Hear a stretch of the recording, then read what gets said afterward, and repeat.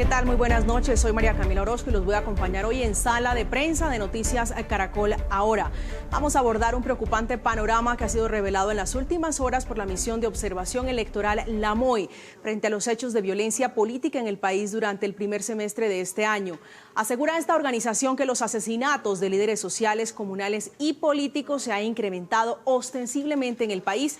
Y es que, según este último reporte, los asesinatos contra líderes sociales han aumentado en un 85% frente al primer semestre del 2019 y un 60% los hechos de violencia contra líderes comunales que fueron letales. También revela esta investigación que se registra una disminución de un 33% en los asesinatos contra líderes políticos y que durante el mes y medio del confinamiento estricto se redujo también en un 50% la violencia contra diferentes liderazgos. Pero para analizar y entender estas cifras, todos estos datos que revela la MOE, las situaciones, hemos invitado a la directora de esa entidad, Alejandra Barrios Cabrera. Bienvenida. Quisiéramos saber cómo arriban ustedes a esta conclusión, a estas cifras que son preocupantes en medio del confinamiento. Buenas noches.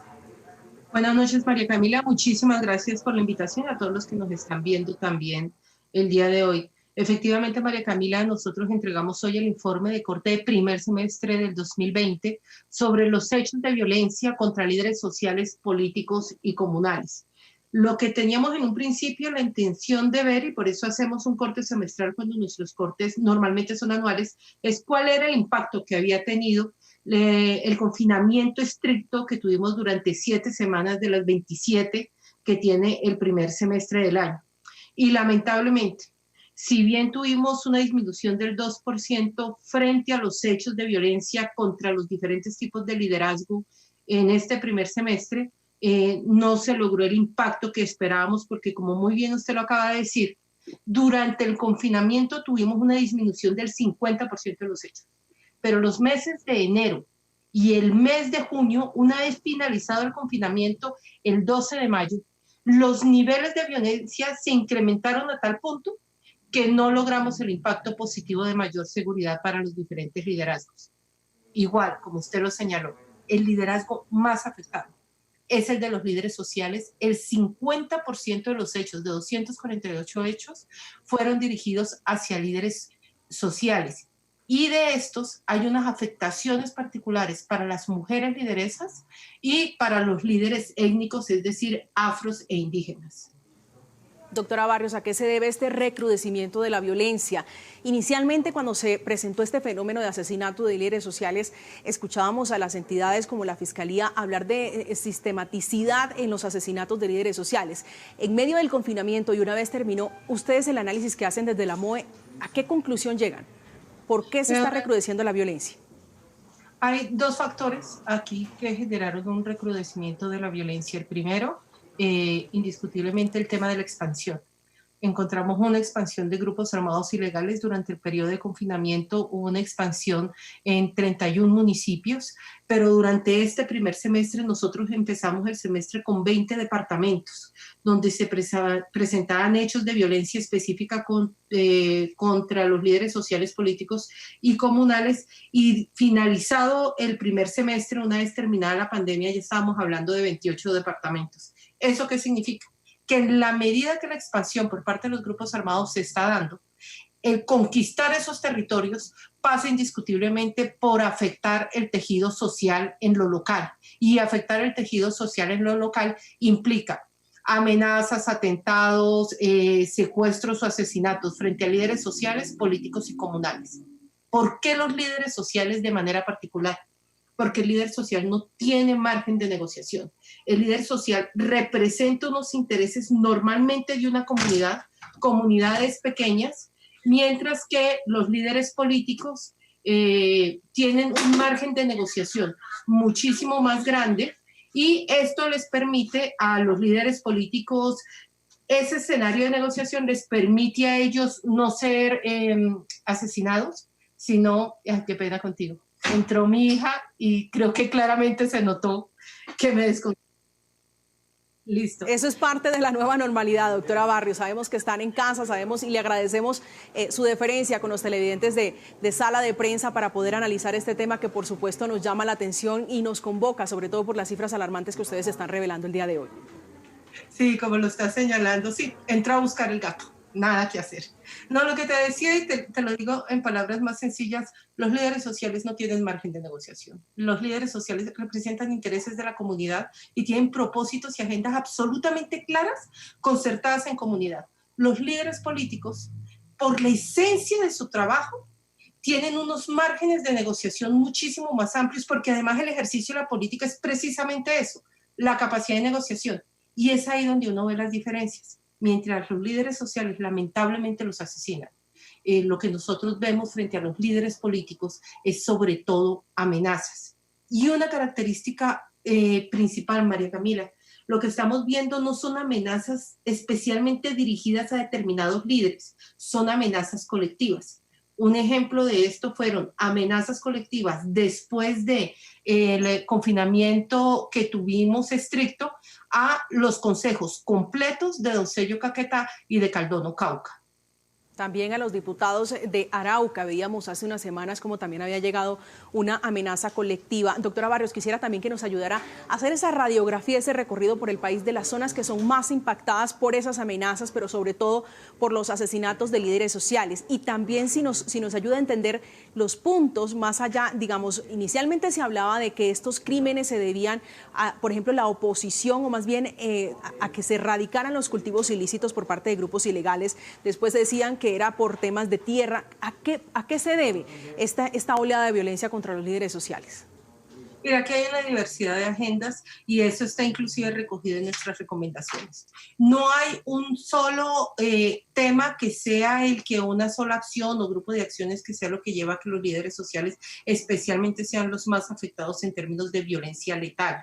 Esto confluye en diferentes aspectos. Uno de ellos, indiscutiblemente, las economías legales o ilegales en los territorios.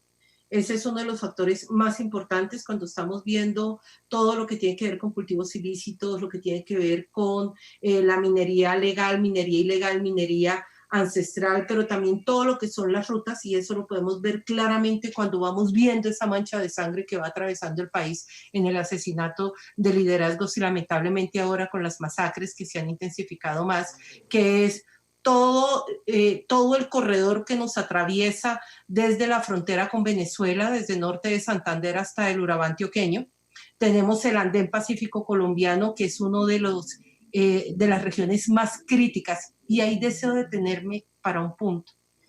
Por primera vez hicimos énfasis en los liderazgos étnicos, es decir, líderes afro y líderes indígenas. Y aquí con lo que nos encontramos es que son 3 departamentos donde la violencia contra los líderes étnicos es muchísimo más fuerte. Estamos hablando de los departamentos de Chocó, el departamento del Valle del Cauca y el departamento del Cauca. Y entre los liderazgos afro, que tienen que ver con las tierras comunitarias, que tiene que ver con su sistema de vivencia en comunidad, y los liderazgos indígenas, que están muy relacionados con la resistencia y el cuidado de la tierra, los líderes indígenas son los más afectados. Y en el departamento del Cauca es donde encontramos los datos mucho más fuertes. Solo para ponerle un ejemplo, en Cauca tuvimos un registro en estos 6 meses de 9 hechos de violencia contra líderes indígenas. Y de esos 9 hechos de violencia, 7 fueron asesinatos. Eso significa que tenemos una población, unas comunidades indígenas sobre las que se necesita establecer un diálogo particular, un diálogo especial, porque requieren otros mecanismos de protección diferentes al chaleco o al carro blindado. Sí, mire, usted se refiere a un tema muy puntual que incluso en Noticias Caracol y en Noticias Caracol ahora hemos abordado, y es que hace falta para proteger a los líderes sociales, a los defensores de derechos humanos, porque siempre se lanzan voces SOS para que se proteja, haciendo un llamado urgente al gobierno nacional para que frene lo que han denominado un exterminio de esta actividad social. Pero sabemos que es difícil ponerle, o por lo menos lo que ha dicho el Estado colombiano, un esquema de seguridad. Muchos de ellos solo cuentan con un celular que no tiene cobertura en la zona en la que están o un chaleco antibalas. ¿Cómo poder proteger a los líderes sociales? Estás poniendo el punto donde es. Y creo que nosotros, y lo que nosotros estamos haciendo además en el informe, tenemos un decálogo de propuestas, pero además hay un capítulo que hace referencia a la protección colectiva. Entonces veamos la diferencia. Cuando nosotros vemos las afectaciones que tienen los líderes políticos por el lugar donde se encuentran, por el rol que ejercen, la protección que da la Unidad Nacional de Protección es una protección adecuada. Puede ser o no efectiva dependiendo de las regiones, pero es una protección que se ajusta a las necesidades de un líder político. Es decir, los escoltas, el carro, el chaleco antibalas, el celular para poder comunicarse, porque tiene un entorno donde hay una institucionalidad que puede hacer presencia más rápidamente, porque además estamos hablando de zonas urbanas, así sean cabeceras municipales. Cuando estamos hablando de líderes comunales y de líderes sociales, la lógica debe ser completamente diferente. Y aquí deberíamos empezar a mirar como opción de estrategia para unas mejores condiciones de protección, el ejercicio de protección colectiva, que además está suficientemente documentada, pero que implica algo, y es el diálogo permanente con los líderes, con sus organizaciones y con la generación de esquemas de la posibilidad de generar confianzas entre las instituciones y los liderazgos locales. ¿Qué tenemos hoy? Hay, de una parte, ruptura de confianzas y toca volver a generar esos lazos de confianza entre los líderes sociales y los líderes comunales con la institucionalidad local. Pero hay un segundo factor que es absolutamente grave y eso no lo presenta el informe. La mayoría de los hechos de violencia se están concentrando en las regiones PEDET, que eran las regiones que tenían que tener especial atención y cuidado por parte del Estado, porque eran las regiones donde el Estado había tomado la decisión de llevar la Constitución de 1991. Y lo que estamos viendo es que esa intención no se ha logrado materializar, porque lo que hoy nos estamos encontrando es que en los municipios PEDET estamos concentrando el 57% de los hechos del semestre, de los hechos de violencia del semestre, frente al 37% del 2019, pero lo más grave es que el 64% de los asesinatos a líderes sociales, políticos y comunales se están dando en los municipios PEDET, que están identificados, que deberían tener mayor presencia institucional, que deberían estar mapeados y donde deberían estar las rutas de protección muchísimo más claras para todos los liderazgos, no solo para los liderazgos políticos. Si hiciéramos un giro desde las instituciones del gobierno para buscar mecanismos de diálogo y de acercamiento para generar esos escenarios de protección colectiva, creo que ese ejercicio, que es lo que normalmente se hace en procesos electorales, podría ser muchísimo más eficiente que seguir generando distancias y muros de falta de confianza entre la institucionalidad y las organizaciones sociales y comunales. Sí, para los que llegan a esta hora a la sintonía de Noticias Caracol, ahora estamos hablando con la directora de la MOE, Alejandra Barrios, que nos está explicando este análisis que hacen del recrudecimiento de la violencia contra líderes sociales en el país, que ha incrementado, ha subido más de un 80% en comparación con el segundo semestre del año seguidamente anterior. Doctora Barrios, para los que también llegan a esta hora, los municipios PEDET fueron los que fueron así denominados por el gobierno nacional porque fue donde mayor presencia de conflicto armado hubo, y aquí confluye todo tipo de circunstancias, pero para que lo podamos entender de una mejor manera, siempre han existido los líderes sociales o los defensores de derechos humanos y también el narcotráfico y esa disputa por las rutas de narcotráfico, pero ¿qué ingrediente adicional tiene este cóctel explosivo y venenoso para que se haya desatado esa oleada de violencia, se haya exacerbado de esa manera la violencia en estos municipios? Pues mira, además de lo que estábamos hablando, que lamentablemente son los municipios que requieren una atención especial porque han estado, por estar sumidos en el conflicto, no habían podido tener la atención institucional que se requiere. Finalizada el conflicto con las FARC, lo que se esperaba era poder tener esa atención especial. Pero salen las FARC que ejercían una especie de gobierno local, o por lo menos tenían las fuerzas de las armas ilegales, pero tenían presencia local, y los municipios empiezan a quedar solos. ¿Quiénes retoman entonces el liderazgo frente a ese vacío que se genera, que no es copado por la institucionalidad? Los liderazgos de las juntas de acción comunal, que es la célula básica de la democracia colombiana. Entonces, en las veredas, en los caseríos, son las juntas de acción comunal las que empiezan a construir sus propias agendas de diálogo con la institucionalidad que se esperaba llegar. Pero no solamente ellas.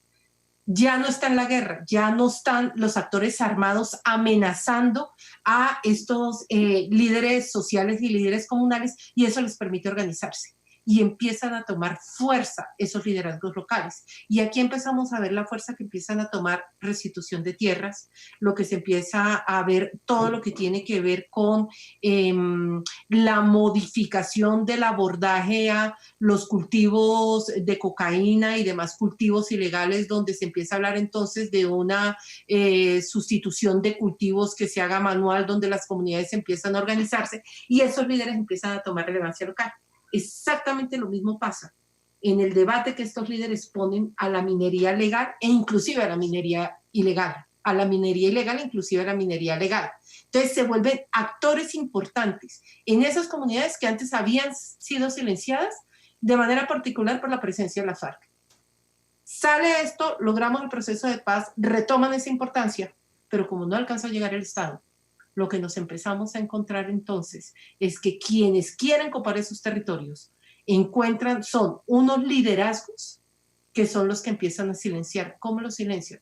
A través de las armas. Pero María Camila, aquí también deseo señalar lo siguiente. Normalmente la explicación que damos cuando hay afectaciones a la vida de los líderes y las lideresas sociales, políticas y comunales es que hay presencia de grupos armados ilegales y narcotráfico. Esa es la primera respuesta. ¿Qué fue lo que pasó? ¿Narcotráfico o grupos armados ilegales? Es la primera reacción. Nosotros lo que estamos diciendo es, tengamos cuidado con esa primera reacción. De los 109 municipios durante estos 6 meses que ocurrieron hechos de violencia, en 36 municipios de esos no hay presencia de grupos armados ilegales.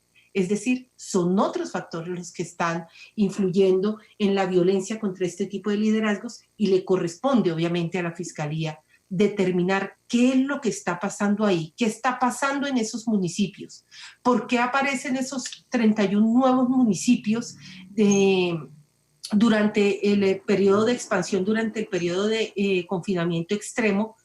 ¿Cuál es el negocio? ¿Qué es lo que se está buscando? ¿Cuál es el poder que se están disputando? Si es solamente un corredor de paso o si hay otro tipo de negocios que está llevando a que la violencia se esté dando en municipios diferentes a donde hay presencia de grupos armados ilegales. Y ese es un trabajo que tiene que hacer la Fiscalía. Para lograr hacer ese trabajo efectivo, tiene que tener, que esa es otra de las recomendaciones, claramente presencia en los diferentes comités municipales, modificar la agenda y generar canales y mecanismos de diálogo para volver a establecer canales de confianza con las instituciones del orden nacional. Aquí hay 2 estrategias claras por parte de las instituciones que tienen a su cargo no solamente la protección de estas personas, de los líderes sociales y defensores de derechos humanos, sino también el esclarecimiento de los crímenes que ya se han cometido desde la firma del acuerdo de paz en el 2016. Y en ese sentido, la Fiscalía dice que ha esclarecido un poco más del 56% de estos crímenes. Pero ustedes, desde el análisis que hacen en terreno, para ustedes, ¿quién está detrás? O sea, en los sitios, los municipios PEDET que han ustedes analizado, ¿qué grupo armado está detrás en su gran mayoría de estos crímenes? No, ustedes han encontrado, y si en el informe hay una parte, capítulo de grupos armados ilegales, dependiendo la región, y por eso, María Camila, es tan importante poder caracterizar cada una de las regiones.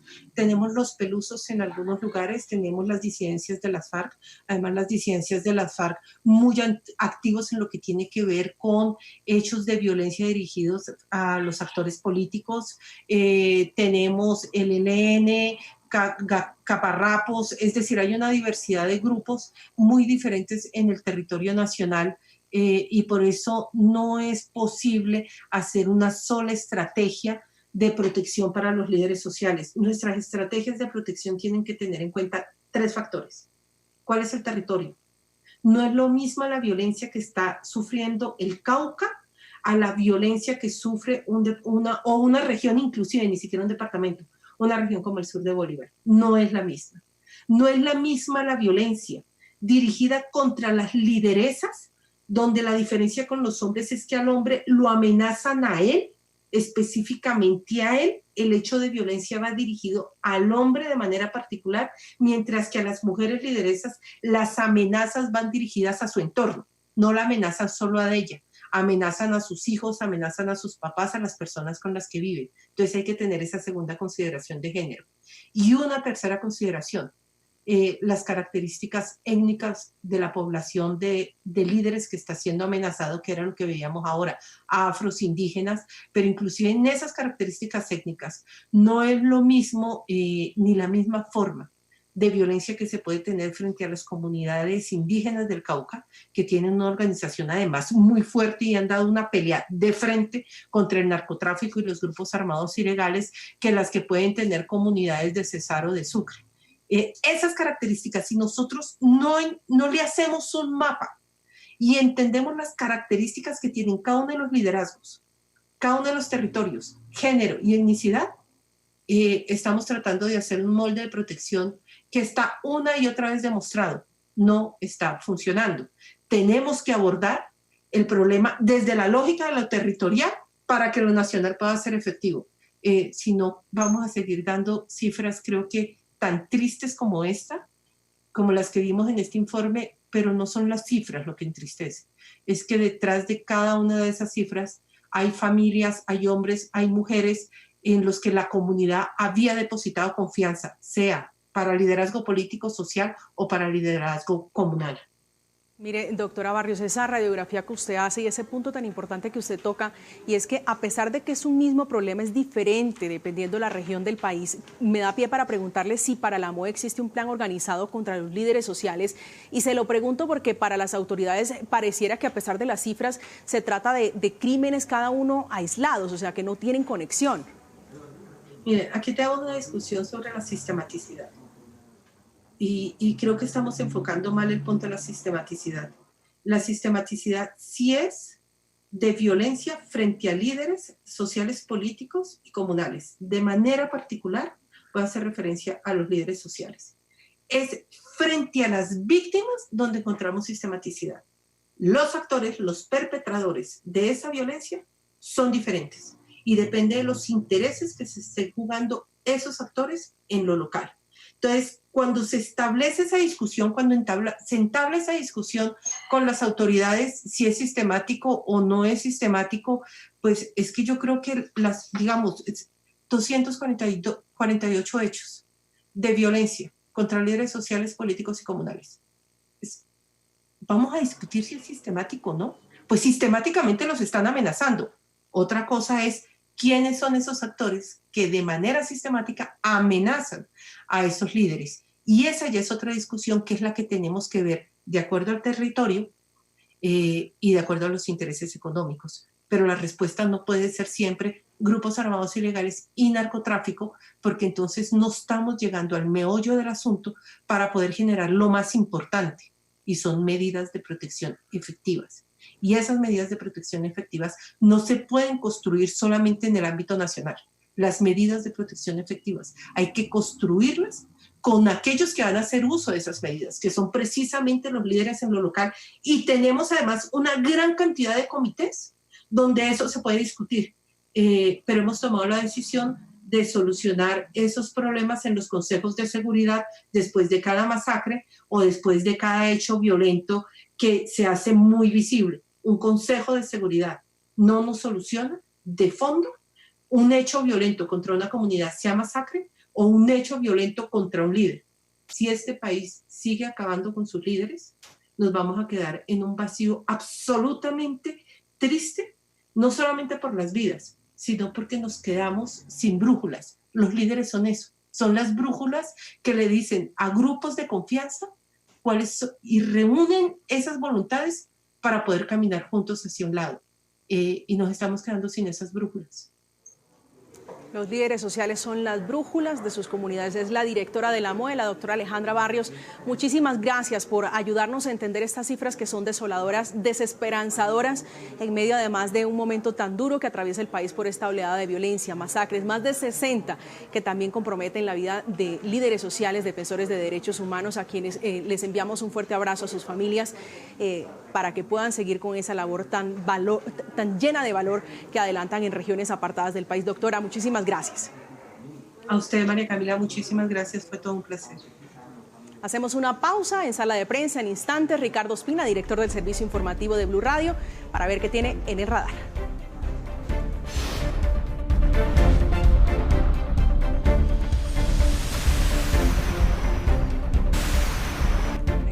Sala de prensa de Noticias Caracol Ahora. Gracias por continuar conectados con nosotros. Ahora seguimos con el radar de Ricardo Ospina, director del sistema informativo de Blue Radio.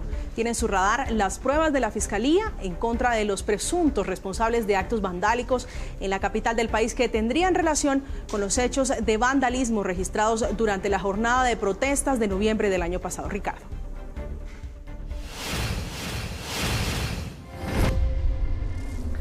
Hola, muy buenas noches. Hoy entra en el radar aquí en Sala de Prensa en Noticias Caracol Ahora cada una de las revelaciones que hizo la Fiscalía en la audiencia en la que se legalizó la captura de 5 de los supuestos integrantes de las disidencias de las FARC que estarían reclutando jóvenes en universidades y colegios de Bogotá para cometer actos de vandalismo.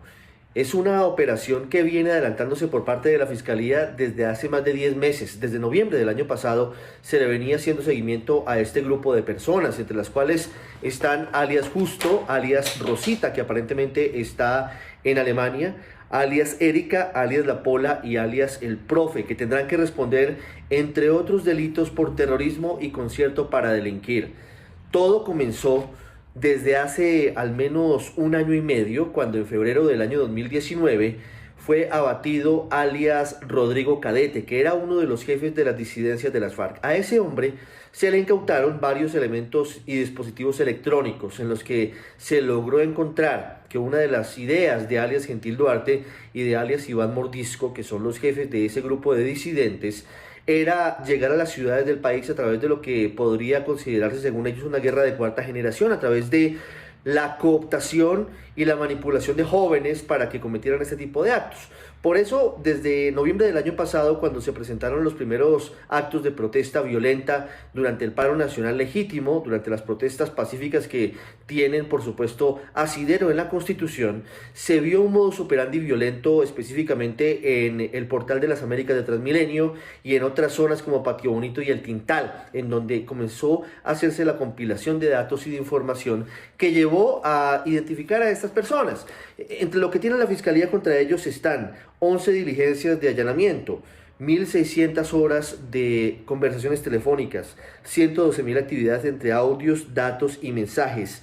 Lo que hacían estas personas era la creación de un colectivo o uniones solidarias, que era el nuevo modelo. Un grupo de 5 personas reclutaban a ese grupo de jóvenes en universidades y colegios a través de falsas promesas, y lo hacían directamente para que hicieran bloqueos, para que cometieran actos de vandalismo y para que siguieran otros actos violentos. Eso se había presentado también la semana anterior, el 9 y 10 de septiembre, cuando se produjo, luego del asesinato de Javier Ordóñez a manos de 2 policías, una ola de indignación en el país que desembocó, entre otras cosas, con la quema de más de 60 CAIs y con la muerte de 13 personas, aparentemente algunas de ellas a manos de integrantes de la Policía Nacional. Siguen las investigaciones de la Fiscalía en un caso bastante importante.